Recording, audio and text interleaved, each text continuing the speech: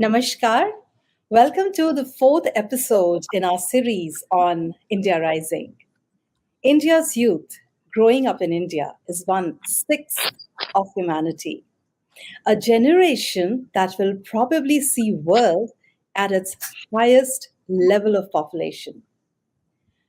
What are their hopes, aspirations, the future that they see for themselves with their boundless energy, enthusiasm, and initiative?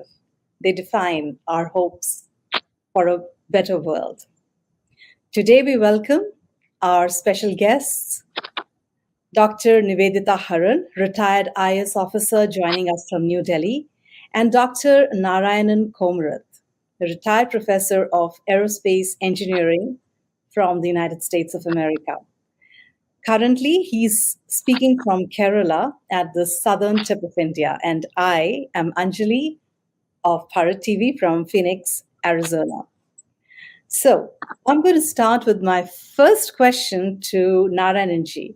Narayananji, would you like to take a crack at introducing this broad topic? So, namaste.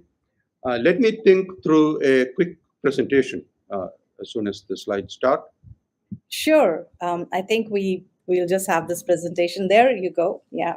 India's rising population has an average age in the late 20s. The education level is rising fast, and that is the point to note here. Let's look at a few phases of this population. You might agree or disagree with them, but they're not passive. They're very passionate about their own future, of course. Life is very hard, but they manage to keep smiling. And whatever they do, they bring color and spirit and tradition to everything. They deliver life-saving excellence and dedication in the toughest conditions.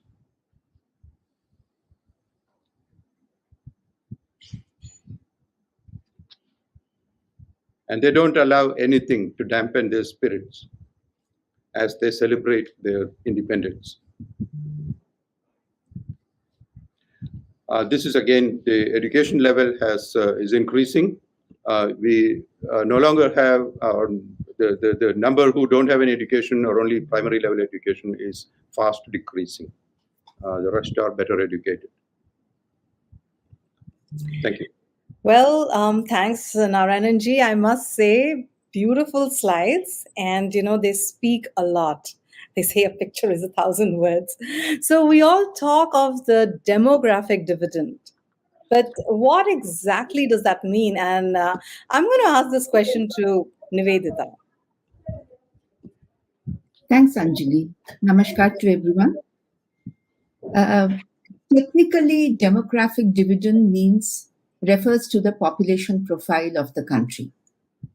It implies that between 65 to 75% of the population, as much as 3/4 of the population of that country or that place, is below 30 to 35 years of age. India is going through this phase since the last 5 years or so, and is expected to continue in this phase for the next 25 to 30 years. So it implies that as India's population will be predominantly young, the government needs to invest more on education, on generating skills. The state and non-state actors need to focus on job creation, on infrastructure, housing, health, sports, and other recreational activities. In short, the government policies should take into account this factor at every level and undergo a sea change. On the positive side, the country's productivity will be at its peak in the manufacturing, in the services sector. The population will be largely tech savvy and innovative, hopefully. There'll be big risk takers and big consumers. Just imagine, for over 30 years, India will be home to one of the largest group of young persons, most of whom will be literate, aware, and tech savvy. I find it mind-boggling to even think about it. Imagine the heights of development and prosperity we can achieve if only we manage the situation well. So we must manage it well, as failure is not an option. If we fail in ensuring education for this young population, fail to provide them with skill as a source for gainful employment, homes for them and their families to live in, transport, communication, civic services, etc., we will be looking at a dark future. A future with high rate of criminality, drug abuse, and growing socioeconomic inequities.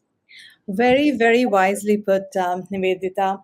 So let me ask you this: that what role do you think the other actors can play? Like I'm talking about the academics, the corporate sector, the youth activists, and also I'm thinking about the school and college students.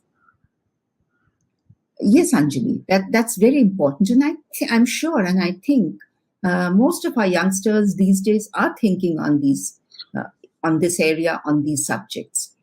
The slides that Professor Narayanan presented gave us the rosy side of it, the good side of it, that we have the youth, very active, very forward-looking, upwardly mobile.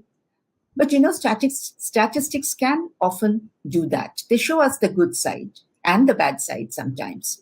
But we need to talk about the problems too, because we need to circumvent them together. Even though enrollment in our schools, for instance, has been rising, the dropout rate is very high, especially in certain states in North India. Children of migrant labor often fall through the crack. They don't go to school. I have seen it in Kerala. Narayananji is sitting in Kerala. Just go across and ask one of the migrant workers, does your child go to school? We found, on a rough estimate, we did a short survey in and around Ernakulam city. We found in just 3 wards, 85 kids who are in the age group of 10 to 15 or 16 years, and they have never been to school, and they are all children of migrant workers. Then the quality of our school education. That is also very important.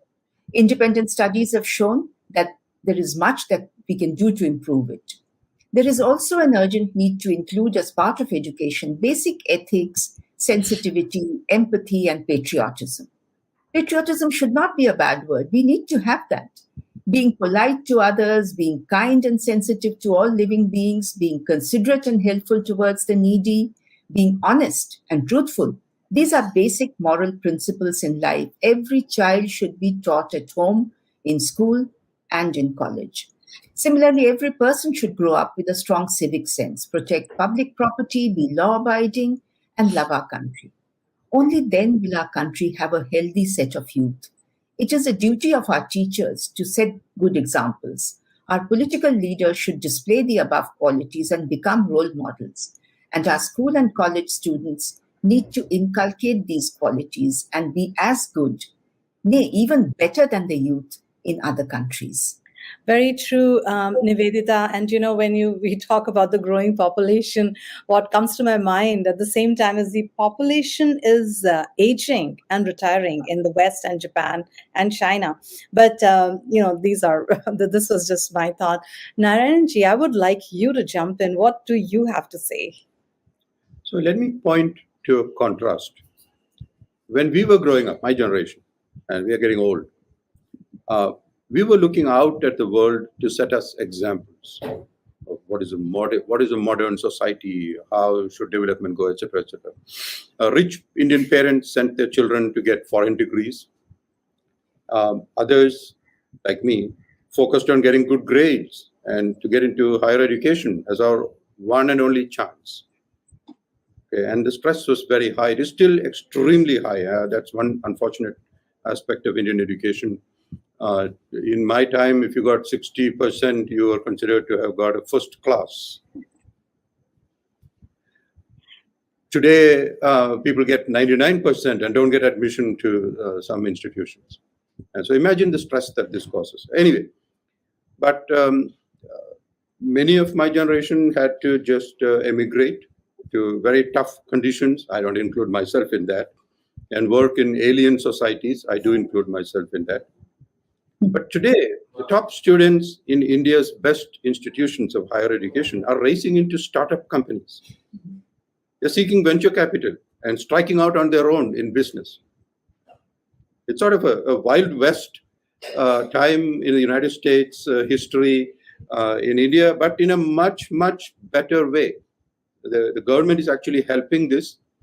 I think the government helped the American settlers move to the West as well. But this is not about hurting anybody or anything. It's a very, very positive thing. This brings a different sort of risk, mind you, from what we faced when we were going to strange foreign lands, but which had their own support systems. But being in their own land and society, I think it's a great thing. It perhaps brings some cushion and support, but also a lot of challenges and competition. So, yeah, I want to hear others' perspective on this. This is a very interesting phenomenon in our country, in India. Absolutely, Narayananji. So I have this question. Does a country that enjoys demographic dividend, that you mentioned, so does it have advantages, especially in the socio-economic sectors? Now, with reference to the environment and climate change, what do you have to say? Yeah, yes, Anjali. They do. Definitely they do. There is a strong correlation between a country's economic development and its demographic profile. And this is evident from examples of many countries. And this is especially true now in the digital age. My 18-year-old nephew, for instance, is much more agile and digitally adept than I am. He can get so much more done and much faster. But even though there is a surfeit of information all around, it is not necessary that his knowledge level is higher than most others or mine.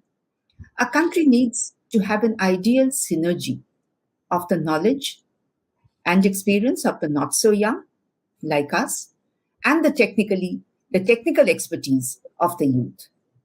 That is how a country will prosper and grow. I think that would be wonderful. I have a lot of faith in the country's youth, and I have a really poignant illustration. You know, when I moved to this place from Kerala, which is in the Delhi NCR, and I saw these migrant children not going to school, and I asked the people living around me, and most of them were in the same age group as mine or even higher, that let's start something. Let's put these kids in a Brit school, and then let's put them in a regular school after some months. And you won't believe it. Not only did they not show any interest, but they actually laughed at me. They made fun of me. They said, "Come on, you're trying to change the world? That's how UP is. That's how Delhi is. You can't do anything." But you know what? The people who came forward were the young techies who are living around me. There are quite a few of them because there are a lot of IT companies where I live. And these guys came forward and said, men and women, girls and boys, and they said, "Madam, we want to give back something to society." And I was really overwhelmed.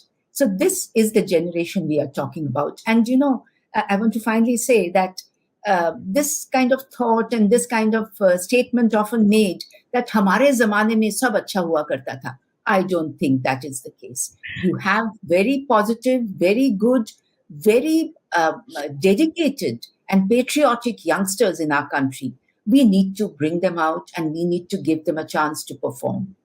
So let me just add one thing to that. I very recently moved from what is considered one of the top communities in the United States. I was not one of the richest people there by any stretch of the imagination, but the top schools and top everything there, to Kerala. And I'm having a very challenging time, exciting time learning, because everything works on the mobile phone here. There's so many things every day and the way they use it, I'm still tied to a laptop computer, but it's amazing the amount of change that has come about in India. And I'm really learning very fast. And of course, these young people are my IT gurus, including my grand nephew, who is not allowed to touch a cell phone by his mother. And so he came and sat near me and said, "Can I please borrow your phone?" And in 5 minutes, he had taught me a lot of things that I had no idea about. Obviously, in school, he did get some training. But they're now naturally they're born into a society which has these things, so they feel like it's always been there. It's going to be amazing to watch what the country will become as these people, define their own generation. Thank you. So, can you tell me one more thing, Narayananji, that the demographic dividend, yes, of course, it has so many, many benefits, hard to count, but can it also turn out to be a liability? So you want me to talk about the bad news? Yes, urban overcrowding is a harsh reality. There is no denying it. It's very, very difficult. But you see, in rural agricultural society, each mouth usually comes with two strong hands. And so more people was always an asset, except when the food was just short all around or whatever. Child mortality used to be very high, so parents wanted kids so that at least some would survive to help them in old age. But education and social security nets of different sorts should remove some of this fear. And so I believe the population will come down. That will turn out to be a liability in a few decades because India will be an aging country at that point. But hopefully the resources should have been built up by then and better planning done and all these kind of things. Again, business families work differently from those who depend on salaried jobs. So this may be a huge societal transformation perhaps going back to the way things were in ancient times, and according to the rosy pictures pointed about that. But I wonder how today's startup culture will morph into perhaps a culture of business families that have their own support systems. They don't look to the government for everything, or nor to a steady job, so to speak. These people are used to switching jobs, taking on new projects, entrepreneurship with all its challenges and opportunities and excitement. Well, a very important thing that you talked about business families. Are there examples of other countries who enjoyed this phase? And do you have any idea as to how they handled it? Are there any lessons that we can learn from such countries? I'm not sure there are examples that I haven't thought of examples of this business family type of society, but we can certainly look at how some societies have improved drastically. The war-torn economies of South Korea and Japan, who incidentally have cultures that are in many ways very, very similar to the better aspects of Indian culture, I should say. They provide many examples of how society developed support mechanisms in extremely difficult times, as well as competitive pressures. I must say that South Korea, I saw a little bit of that. Their youth are highly stressed by modern competitive technological environment. Again, the pressure to get very good grades and all these kind of things. So that's what I see here. I see. I think Nivedita is having some issues here. My next question was actually for her. Okay, looks like she lost connectivity. But let me ask you this, Narayananji. India is projected to become the most populous country by 2023. So, what do you see as its pluses and minuses? Well, urban overcrowding must be reduced.